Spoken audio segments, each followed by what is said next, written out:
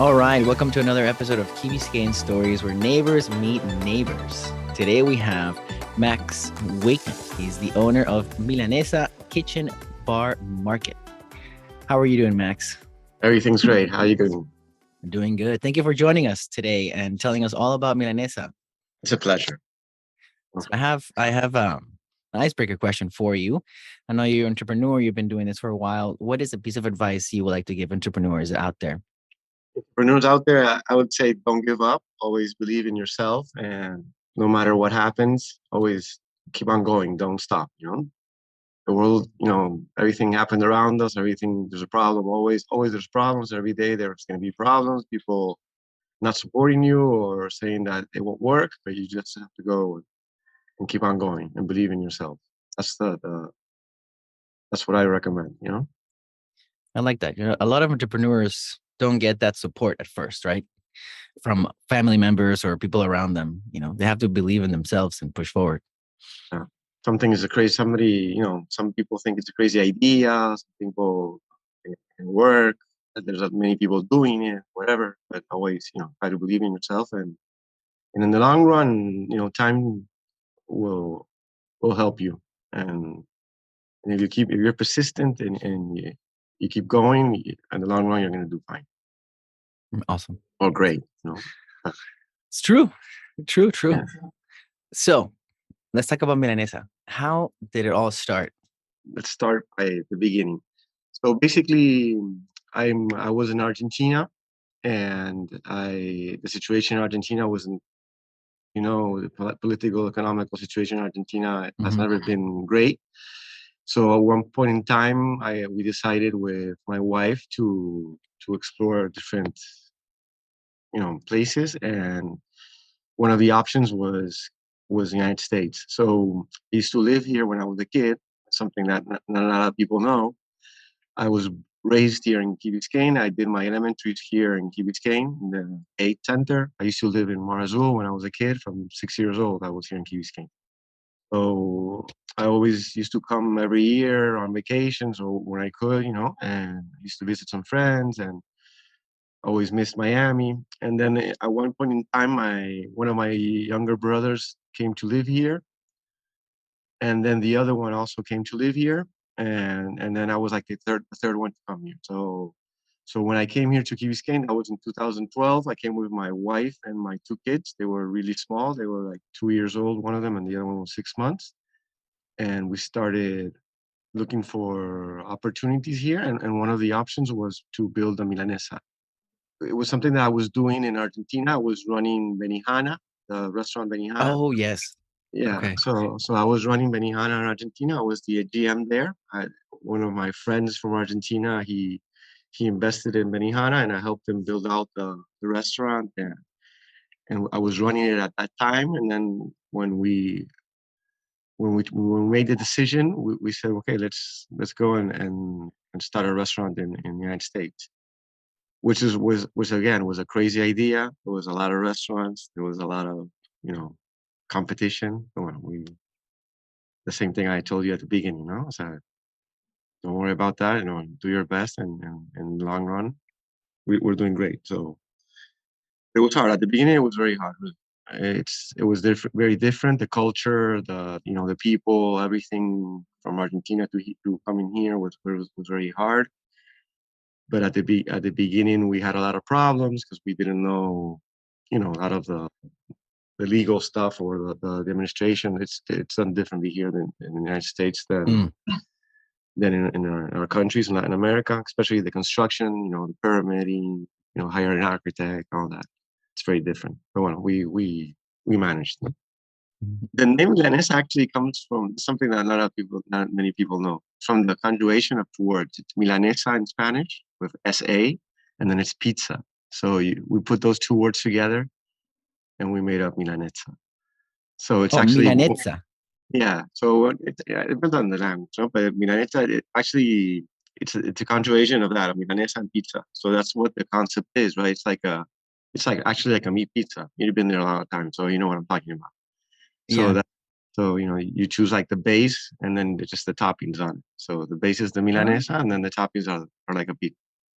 Okay, so the right way to say Milanesa, instead of saying Milanesa like an actual Milanesa, I'm supposed to Right. say Milanezza.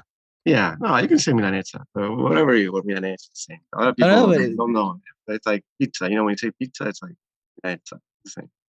and the concept when you said starting a Milanesa or a Milanezza, is it something that already exists in Argentina that you were, or this is an entirely Hmm. new concept that you developed?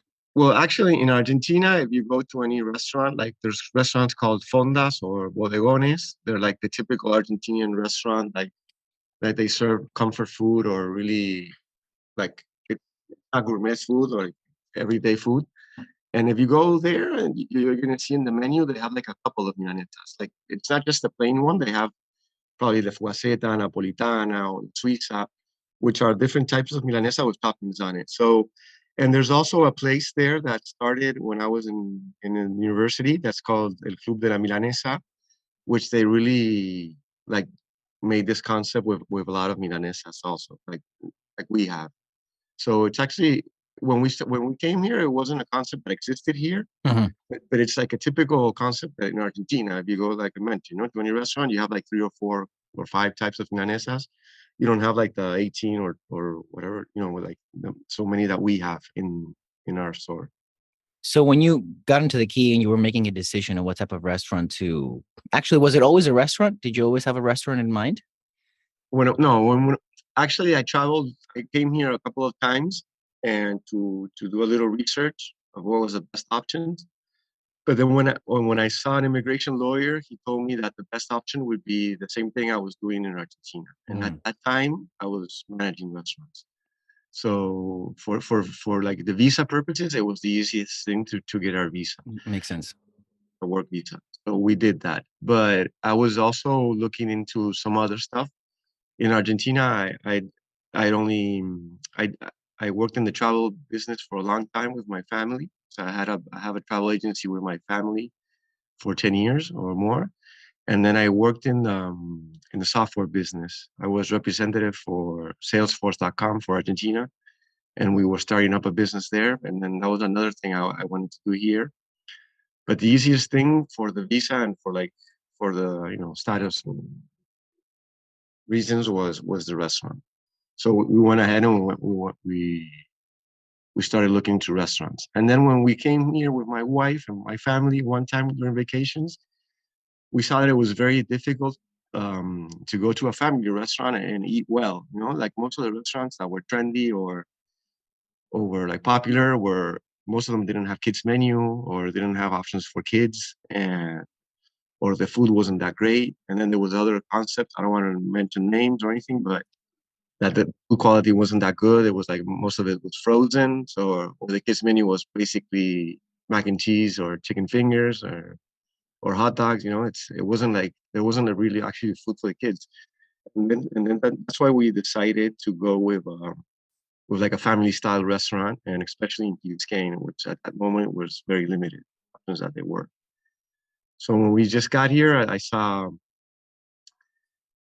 the store. It was leasing. The Don Pan just wasn't. That's right. Yeah, it was Don Pan before. I That went there when it was Don Pan.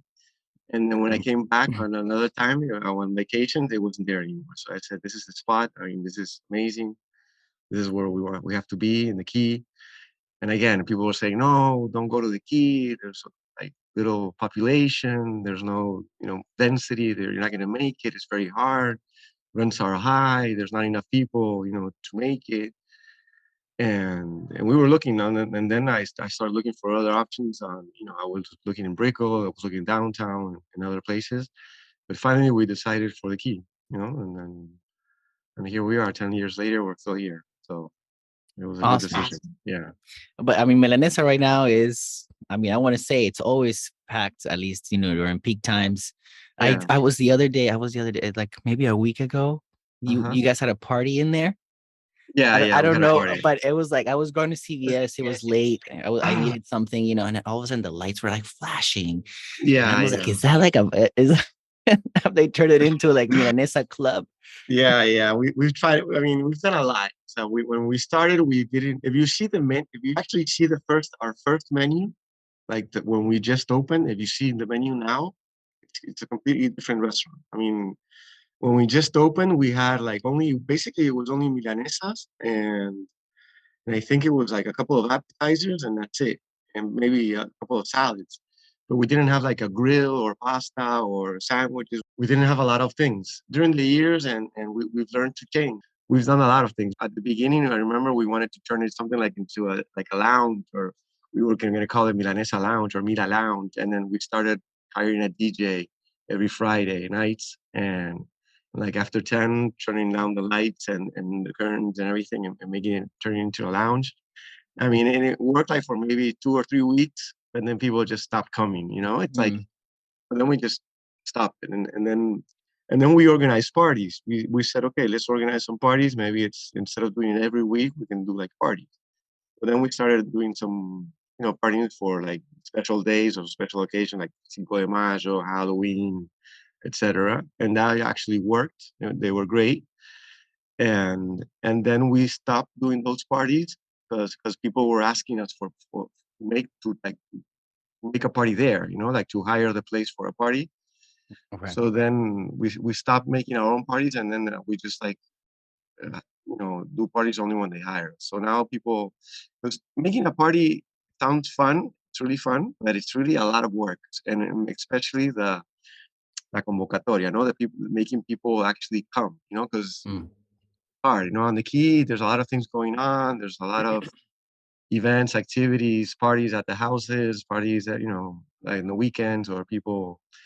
So it's very, very hard for us to do la convocatoria. I don't remember how you say it in English, but Yeah, the advertisement, the yeah, the promotion to advertising. get Yeah, people to yeah, come. Yeah. people come in there. Yeah, so it was very hard at the beginning. It was easy, but like if you do it every day, it's not interesting anymore for the people. So people always in the Key, they're expecting something new, something different. Something it's like they get bored easily, so they need something, so to make fun. But we do a lot of parties. We do like private parties actually. The one that you probably saw it was a birthday, and it's fun. I mean, because the advantage that we have is that it's commercial real estate. So it's so we can go like longer. Like if we don't bother the neighbors, there's no problem with the with the music because it's not loud music outside or so it's indoors and there's no really neighbors around. So the police don't come and ask you to turn down the music like most of the parties in the houses where you have to stop at 12. So we don't have to do that. So it's an advantage. That's why people usually come to Milanesa. And also like because we give them like a full bar and like appetizers or finger foods. So they don't have to worry about anything. They just hire us and then we take care of everything, the music, the bar, the finger food. So they just come enjoy and they leave and everything. And we have to clean up everything, but they don't have to handle it. So it's a good spot for parties. We haven't, well, after the pandemic, before the pandemic, we used to have a lot. After the pandemic, we're starting off again, Yeah. I know you mentioned the pandemic and Yeah. I worked, well, I still work for local government, but we tried different things to help small businesses. And one of the things was um, letting people use outdoor spaces, Right. I was working at the city of Miami at the time and we tried that. Not everybody took it, but then I saw that the village of Key Biscayne did something similar. And then I mean, correct me if I'm wrong, but you were able to use that space next to your restaurant. And I feel like in my from outside looking in, I feel like it transformed your business. Right. Yes. And I thought it was great. I mean, I loved it because it was outdoors, it was spacious, and then you played music there. I think tell me a little bit about that transformation. Okay, so let's go back to the pandemic, right? March 2020, when the world was going to end, and everybody thought we were all the world was going to end, basically. Everybody was scared. Everybody was going. Everybody was scared to go outside. I remember going to Milanesa and coming back from work to my house, and my wife like opened the door like a little bit and says, "Here's your clothes. Change in the hallway. Put your clothes in a bag. Go take a shower fast, whatever." So my wife was spraying like sanitizer on the food, and I said, "You're crazy. What are you doing?" But everybody, a lot of people were panicked like that. Yeah, everybody was doing everybody, stuff, man. different things. Yeah. So I mean, and so when the restaurant closed and when we were ordered to close and do only delivery and takeout, it was really, again, right, the ability to change. Again, I see like a problem, it's also sometimes a problem, like it's opportunity, so somebody says that, right? Chinese say that. And that's So true. yeah, so what we did was we figured a way to make it, because the good thing is that our delivery was always strong. We always, I always focused on delivery and gave it a lot of importance in the restaurant. Since day one, the delivery was very important for us, and it's an important part of a business. So when the pandemic hit and we were only allowed to do delivery and takeout, we were actually very prepared. I know a lot of restaurants didn't give that importance to the delivery, or didn't have the systems in place, or the structure or whatever. So they wouldn't do it, or they didn't want to make it, or they wouldn't want to make the change. And most of them didn't actually survive the pandemic. But I think the restaurants that really made a change and understood what was going on. The first change that we made was that we tried to keep all the staff. Actually, we started with delivery and pickup, and we were getting a lot of orders and a lot of calls from people that not only wanted food, but that wanted groceries. Because at that time there wasn't anything available for delivery. I mean, it's not like now that you go and online and you have like a lot of options that people deliver. Everybody delivers to you in an hour or a day, etc. But at that time there wasn't enough groceries. There weren't that many grocery deliveries. I'm sorry, when Dixie wasn't didn't do deliveries, for example, that's the only place on the key. So I had a lot of people calling me and saying, "Hey, can you tell me, a piece of meat? Can you tell me this? Can you tell me that?" And I said, sure, and why not? So we started selling like meats by the pounds, or, like a bag of lettuce or like 5 tomatoes. And then we said, okay, we have to take advantage of this, because this is something that, I think it might work. So that's why we created a market. We created an online market. At that time, we were working with Square, the POS system. Mhm. And I talked to them and I said, look, we need this. We need to make a market. And, we need to do, our website has to be integrated with our POS, et cetera, et cetera. So they worked with us, and we were able to make the first, actually, one of the first web pages that was integrated with Square was ours. It was all in the Oh, pandemic, during the pandemic. Yeah.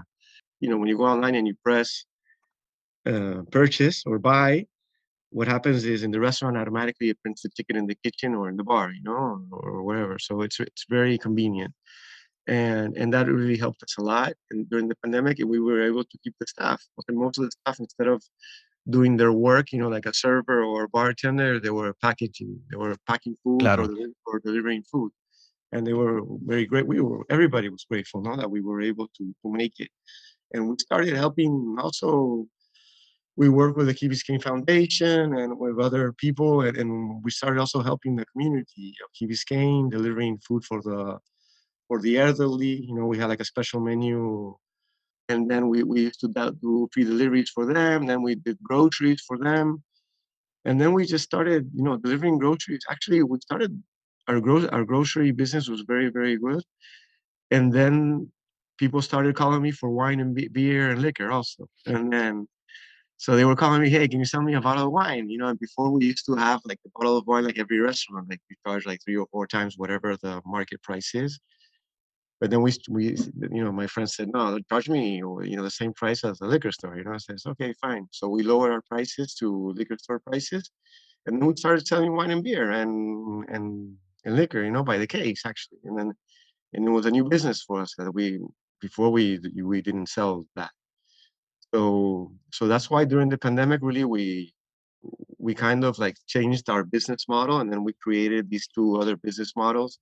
Outside the restaurant was continuing, and then we created like an online grocery store at the beginning, and we worked with that for like a month. And then when we saw that was opportunity with the liquor and wine, we created like the online liquor store. And really that really helped us during the pandemic to make it. And then, as you mentioned, the outdoor seating. One time, the government allowed us to start with the outdoor seating, but it was 6 feet apart. So in our area, actually, the outdoor seating was very limited. So we were only to like put with 6 feet apart. It was like it was like 4 or 5 tables only. So then I talked to the landlord and I said, look, can I use the parking spaces? And he Mhm. goes, no, you're not allowed to use the parking spaces. And then we looked at the side, and there was this alley there, where we have the space right now. So I said, "Well, that's not parking. Can we use that area?" And then we talked to the village, and we talked to the fire and police and everybody, and they let us. They let us use the spaces. That space. We weren't able to use the parking spaces because in front of Milanesa, there's two parking spaces that are handicapped, and there's a handicap ramp there. So we weren't able to use those. So Got it. we had to go to the side. And then when we started using the side, it was great because actually it was even better than the parking spaces because we had more. It's It was huge. super. It was Yeah, it's great. huge. It's as big as the indoors. So actually that really helped us a lot. At the beginning, we didn't want to invest because we didn't know how long we were going to keep it or how long the pandemic was going to last. So at the beginning, we asked some neighbors and friends for chairs and tables, and that's how we started. We started with some friends and neighbors gave us some chairs and tables that they weren't using, and we started that way. And then little by little, we started investing. We were talking to the landlord and to the village. I think this is going on. And they said, yeah, you're going to keep it like at least 3 months more. So don't worry about it. So then we started buying some chairs and some tables.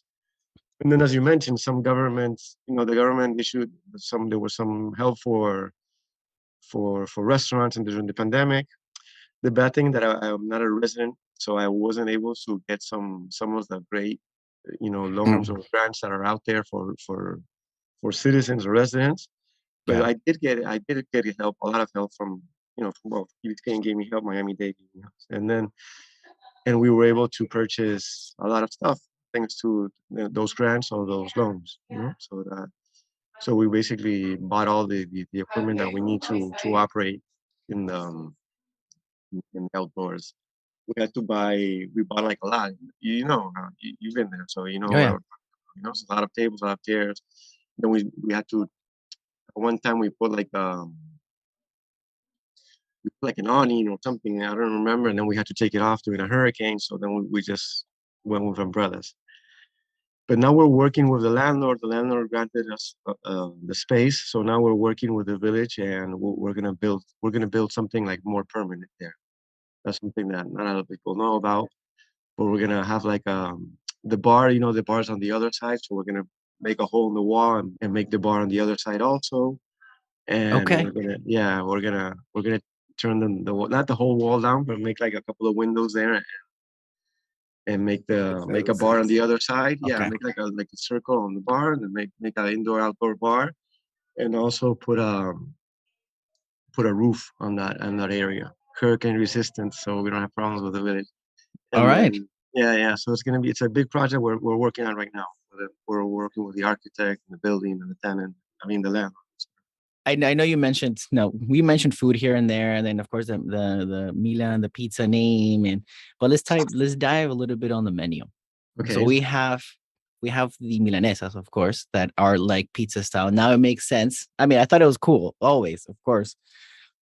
But what else? What else can we find there? Okay, so basically, as I mentioned before, the menu changed a lot. So over the years, we've added and removed a lot of menu items. And trying them out, see if it works. Listening to the customer, what they wanted. Over the years, we've actually turned it more healthy.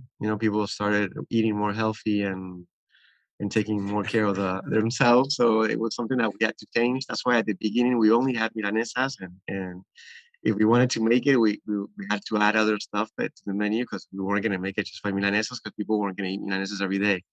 In Argentina, it's very typical. I assure you, everybody eats milanesas at least once a week or twice a week.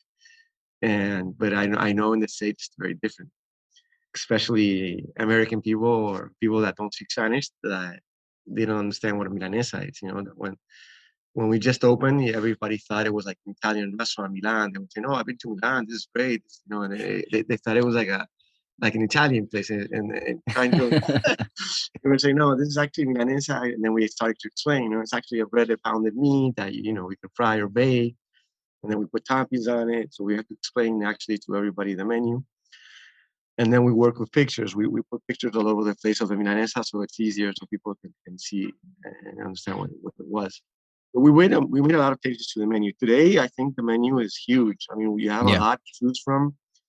We have appetizers, tapas. I mean, Argentinian restaurants. Argentinians are very influenced by Europeans because we're most of the Argentinians are European descendants. Like for example, in my case, on my dad's side, they're from Poland, and then on my mom's side, they're from Italy. And then my wife, for example, her mom's Italian, so from her mom's side, it's all Italian, and from her dad's side, her dad's grandpa is Spanish. So it's very typical that in Argentinian you have a lot of Italian, Spanish, or Jewish food also because it's very or Middle Eastern food because it's very common in Argentina. So that's what we try to have in our restaurants. We have a lot of pastas, and we always in Milanesa try to bring you the best quality. We have all our pastas are they're homemade. They're not frozen. They're not they're fresh pastas. And the same thing with everything. Argentinians really eat simple. I mean the food's simple. It's not with a lot of sauces, not with a lot of condiments. It's really simple food, like grilled steaks, with just salt and a little maybe pepper, But the same thing with the salads. Usually Argentinians, the dressing is just probably oil and vinegar or oil and aceto, But we don't put in a lot of dressings on it. And the same thing. That's what we try to do here. That's what I mentioned before. To try. When we were thinking of the restaurant and the menu, we were thinking that we wanted to be oriented to the family, that everybody can eat there every day, that you don't have to get bored. You don't get bored with food that you can eat every day. It's not like today you can go and have a hamburger, tomorrow you can go and have a milanesa, the next day you can go and have a pasta, the other day you can go and have a salad, so there's a lot of options and also for a lot of cultures because we milanesa is something that's what I learned later on when we did other research on milanesas. But it's a food that many cultures eat it, one way or the other. Like in Europe, it's called schnitzels, or in Japan, Mhm. it's katsu. I don't know how you say it, but and in the United States, the kids eat chicken fingers, which is also the milanesa, but or chicken parmesan. Or in Latin America, I didn't know. For example, Mexico, they eat a lot of milanesas. I didn't know that until I got here. So, but we try to, the menu. It's really, it's a big menu again, no, and we have everything. We have a lot to choose from, and I think everybody that goes there is happy with the food, because they can pick whatever. It's just like it's not like before with milanesa, and then everything will you just think of milanesa, and then everybody will say, you have to change the brand name because you don't only serve milanesas, and people think that if you go there, it's just milanesa, but you sell a lot of other stuff. And it's something that at one time we were thinking about changing the name, because people, it's like if you call, your place a pizza place, whatever, or, but we don't serve just milanesas. We have a big menu. And that's something that not a lot of people that go there for know that, if you never went there, you just, by the name, you won't even think that we have like grilled or pastas or, Mhm. so it's something that we were thinking at one time changing the name, but we kept on it and it I worked. mean, I mean, it makes sense. I mean, it makes sense, but I mean, I like it from an outside. Again, from outside looking in, Yeah. I think it's you guys are doing a great job. So, Thank you. eh, continuing about the menu, what is your favorite dish or dishes? Dishes. Okay, so I like milanesas a lot. I don't eat them that much now because at the beginning, yeah, we did a lot of tastings and sampling and the toppings and everything. But maybe I eat milanesa once a week, but I don't eat it that much. But no, I eat everything. I mean, I studied in Argentina. I studied business administration for 5 years, and then I studied for culinary school. I went to culinary school for 2 years. And Oh, okay, something a lot of people don't know is that I'm a chef, and I used to be on TV. Okay, in Argentina. okay. There you go. That's something that What? not a lot of people know. That's something you asked me before. I'm gonna look this up. Is there a YouTube video? No, I don't think so. It was when I was a kid. I was like 20 years old. Actually, I finished my university, and I was working at that time. I think was MetLife or Alico. I was in insurance business. I was in life insurance business. Always when I was watching TV, I was zapping, changing the channels, and when there was like a cooking show, I stopped, and I always looked at the cooking show. Something that I was really always liked as a kid. When I was like 23, I finished my university and I was working. And then one of my colleagues said, "Look, what are you doing?" Because he was studying like something with fruits and vegetables. I said, "What are you studying?" And he goes, "No, I'm studying for a test." Oh yeah, where? And then I was interested in that, and then I went to the school. And then when I went to the cooking school, I actually took it as a hobby, because I already had my degree in business, so it was like for me it was a hobby, like I can remember everybody, like the kids, my friends were like they were like studying for the exam and everything. And I was like, come on, man, it's just like, what do you want to study? Like the lettuce or the tomato? I was like making jokes at that. And then, but it was for me, it was like a hobby. And then when I was studying, there was an ad there and it said, you want to be in TV, whatever, you have to do an audition. So I went to the audition and I was chosen for a TV show. So I started cooking on TV, and it was something new for me, And at the beginning, it was fun. I did it for a year, and I did it for 2 years actually. And actually, when I met my wife, I was cooking on the TV, and her friend says, "Hey, that's the guy from the TV. That's the guy that makes that dessert, whatever." So, and but that's something that not other people know. So that there you go. That's the question you had for me, and I Yeah, the ice remember. the other Huh? the other option for an icebreaker at the beginning. Yeah, exactly. So that's something I know. And going back to the menu, it's something that we really work. I mean, since I'm a chef, I've never cooked in Milanesa. I never, because I cooked in other restaurants in Minihana. I have to, but not in Milanesa. But I'm savvy. So I know about food. I know how to design a menu. I work with the chef a lot on the menu, on the dishes, on the specials. I approve them or not. So it's And something that I'm. what about your kids? I'm sure there is, I'm sure they have their favorites that they lean to, Yeah, like, yeah. Okay, going back to my favorite dish is actually paella. What's oh, okay.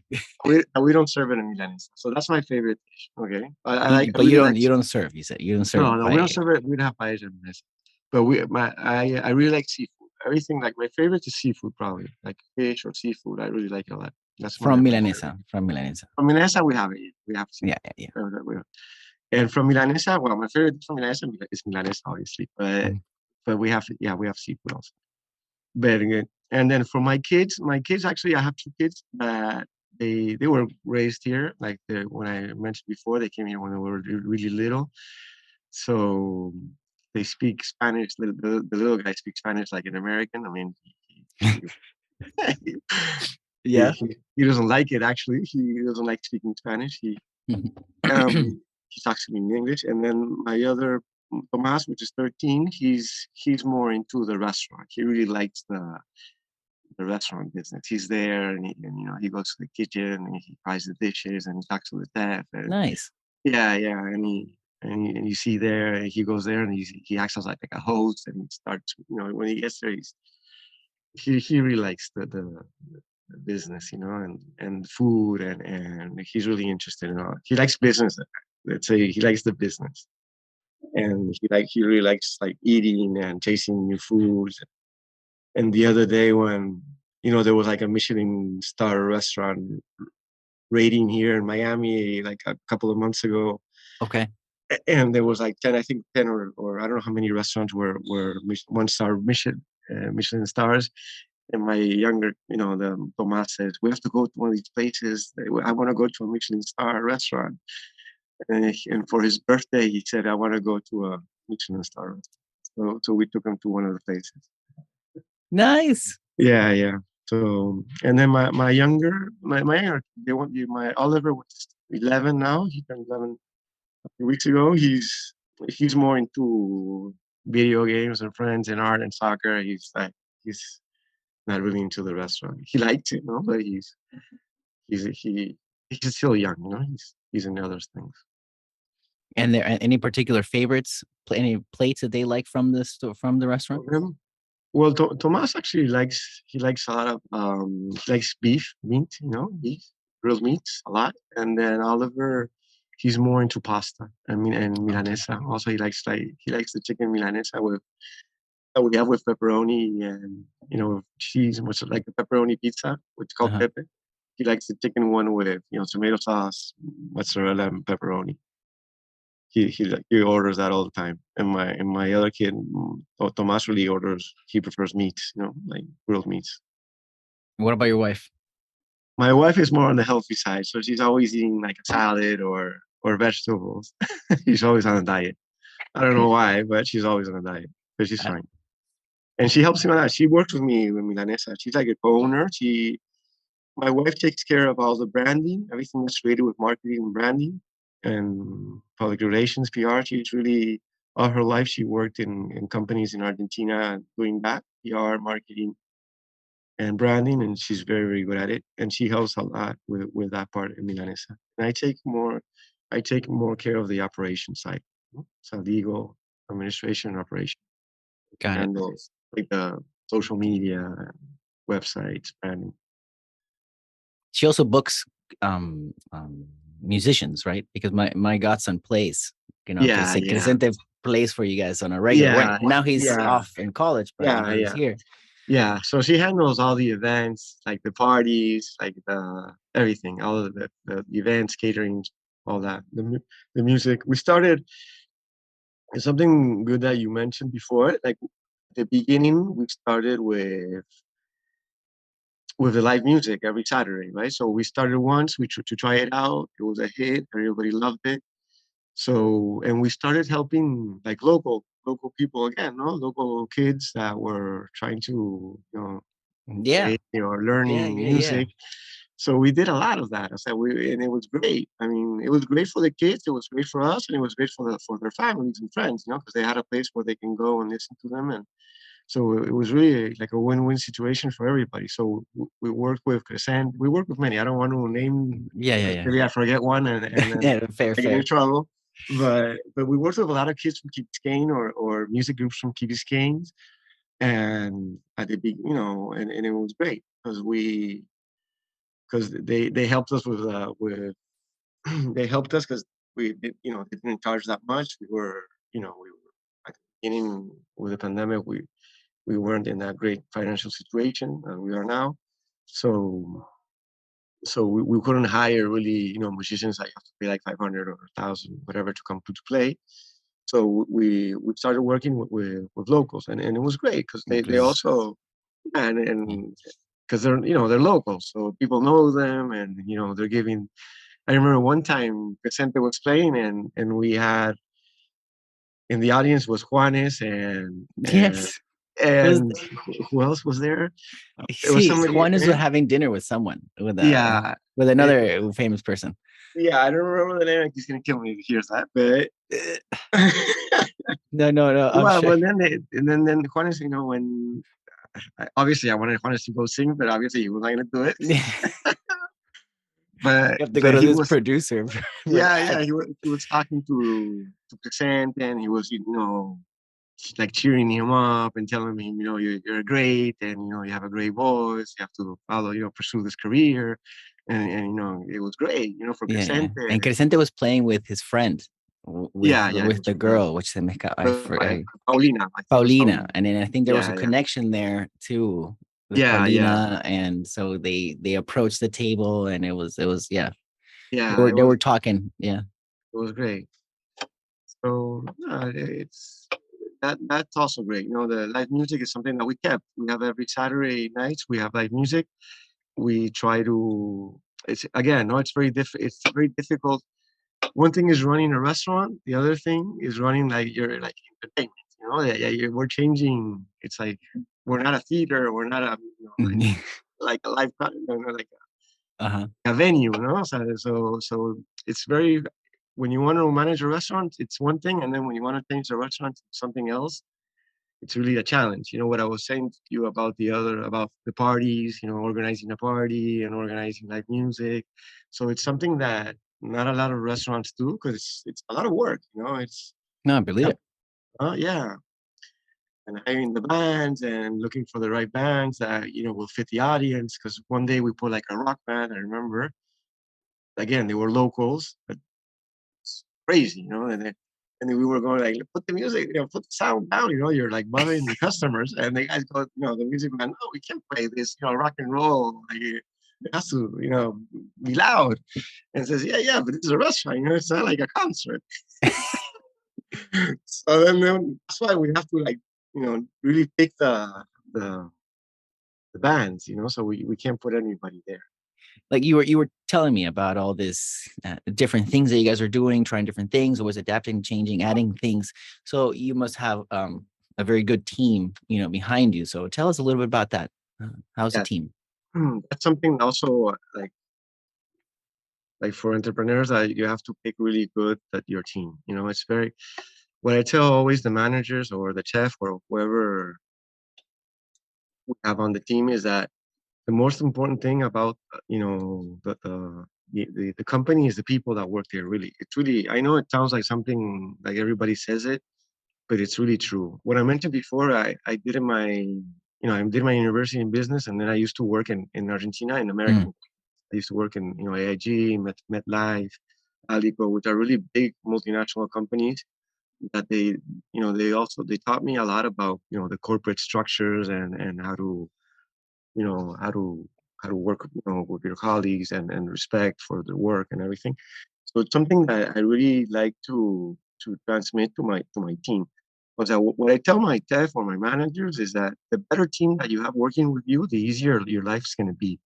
If you have people that really you know, Hmm. are in the work, are really, want to learn, that are, for example, for front of the house, which is the servers, bartenders, they have to have customer service, they have to, not a lot of people have customer service like incorporated in them, some No, people, 100%. You're right. when I talk to the managers is always like, make sure the people that work for you, they're good with people, because not everybody's good with people. So they have to be good with people, and then the other stuff they can learn, everything they can learn. So you can learn you can teach somebody how to pour a drink, or make a drink, or but you can't teach them how to be good with people, Like, it's something that either you have it or you don't, What I like to do is always let my managers make their own team, So I do a lot of interviews. I do a lot of a lot of people come to me and they say, "Hey, I have my kid that wants to work. I have my relative that wants to work. I have a Yeah. friend that he's looking for work." And I said, "Sure, come over. I want to meet him." But I always meet him, and then I introduce him to the manager, and it's the manager's or TEF decision to hire him or not. It's not my decision. But when Milanezza was doing better, we started hiring managers. And at the beginning, I didn't hire the best manager. I hired the manager I could pay. You know what I'm saying? So, and that's something that I learned. Maybe you have to pay a little more, but hire the better man. So hire the best people that you can. Because it will really make your life simpler. It pays off too. Yeah, it pays off, Mhm. obviously, and especially in this business that it's open every day. It's open Yeah. now. I'm here in the interview. The restaurant's open, and I'm not there. It's somebody. There's a manager there that's working, and he's doing a great job and taking care of the place while I'm not there. So the team is really. It's for me. It's crucial. So, and they're also tied to the results of the company. So if the company does well, they get a bonus. If the company doesn't do that well, they Oh, don't get a nice. bonus. Yeah. So, and the same thing for the people they hire. I always tell them, don't waste time. If you see that the person's not good, or you can't train them, or if you want to train, you train them and they're not interested, or they have some. Or they're not showing up. Sometimes that's a big issue Yeah, in other yeah, areas. People not yeah, show up to work. yeah, yeah, yeah. You have to understand that Hmm. working in restaurants, you don't work with, like, most of the people that you work with are not professionals. They're outside. They have no prior studies.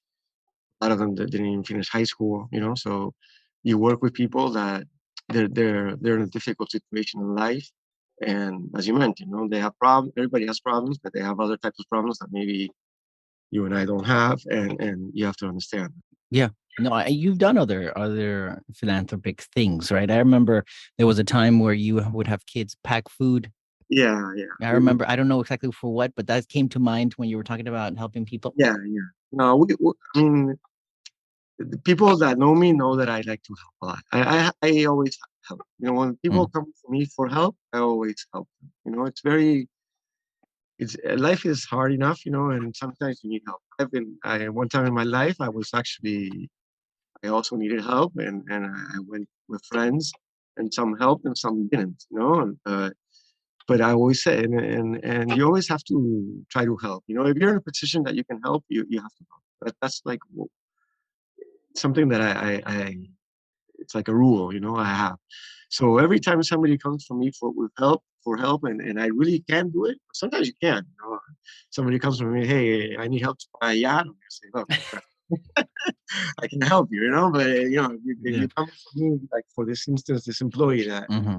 needed money to bury his, funeral expenses, of course I'm gonna help. Or there's like, for example, what you mentioned about the food and the homeless. We worked with Fundación Hermanos de la Calle. That's right. Yeah, they're a local foundation. Yeah. They started it's a local some local friends. They they started working together and cooking from their houses, and then they got together over the weekend on Fridays, and they took the meals to the homeless. And the objective of the foundation is to get people off the streets, which is something amazing. So we really that's something that we started. First, we started cooking, ourselves in our houses and delivering the foods. And then one time, actually, my wife and Malena and the wife of Narciso, they had this idea that we should cook in the restaurant and deliver that food to the homeless. Awesome. No, I think it's great work. It's great work. So I was recently there and that's when we crossed paths and we talked about doing this at the restaurant. And I've heard that you guys were opening a new location. So should I congratulate you now, or is it Yeah, open yet? Should yeah. It's actually we took over a space in Brickell. Very grateful that I have a friend that he actually owns the building. He called me up one day and he says, "Look, there's a company here he's retiring. And he goes, I have to see it. Let me go see it." So I went to see it, and I looked at it and I said, "Look, it's a bakery. I'm really, I'm not into bakery or a restaurant." He goes, "If I can change this into a restaurant," I said, "Sure, I'm really interested, but not as a bakery, but there's no kitchen in place there." So he goes, "Yeah, sure, do whatever you need to do. The place is yours if you want it." Obviously, there's rent involved, etc. No, but we're very excited. Something new for us. We took over the place on August 1st. Actually, we're continuing to work as a bakery. So we're working with the architect, and we have to build out the whole space. We're changing everything. So you know how it is here in the architects and building permitting, all that takes a lot of time until you get the building permits, like 6 months. So these 6 months we're continuing as a bakery, and then when we start with the build out, we're going to close and turn it into a Milanesa. Yeah, it's very exciting. It's a new challenge, but it's great. I mean, the Brickell for us, it's a great area. We look for at the beginning, we were looking for a place in Brickell to extend our delivery zone, because we were getting a lot of calls from Brickell saying if we delivered in Brickell, but we didn't, because it's yeah, it's far. far away. Yeah, it's It's far. for delivery. It's far. Yeah, yeah. But this no, the new restaurant the space is big. It's as big as Milanezza Key Biscayne. Oh, okay. Yeah, so it's going to be the same. It's going to have a Okay. bar. It's going to be the same sit down restaurant, delivery, everything. It's going to be like a copy of Milanesa Key Biscayne. Yeah, so we're very excited about that. Congrats on the step. Let us know how it's coming along and when it opens. Thank you. So I know that we're running out of time, and we have a couple of Key Biscayne questions that we ask all our guests. Yeah, All right. what is your favorite part of Key Biscayne? My favorite part of Key Biscayne is the beach, obviously. Actually, going to the beach is probably the best part. I live in the tower, so we have I think the best beach here, and because we go to the best beach for me in Key Biscayne is Bill Bags. It's where the less seaweed is, where the less people are, etc. So it's really great. I really like it a lot. Bill Bags and the beach at the towers is probably my best place. Also, You have a great sorry for interrupt, but you have a great you don't have any interruption of the view, yeah, right? exactly. Because especially at night when you look that way, it's like dark and then the breeze and then the Yeah, ocean. It's a very unique spot. yeah. No, it's great. I think it's great, amazing. Key Biscayne is amazing. All of Mm, it. Before when my kids were younger and they wanted to do things with us, we used to ride bikes and we used to go to where the old zoo is, and that's also amazing. yeah. Yeah, that's another place that's I really like about Key Biscayne.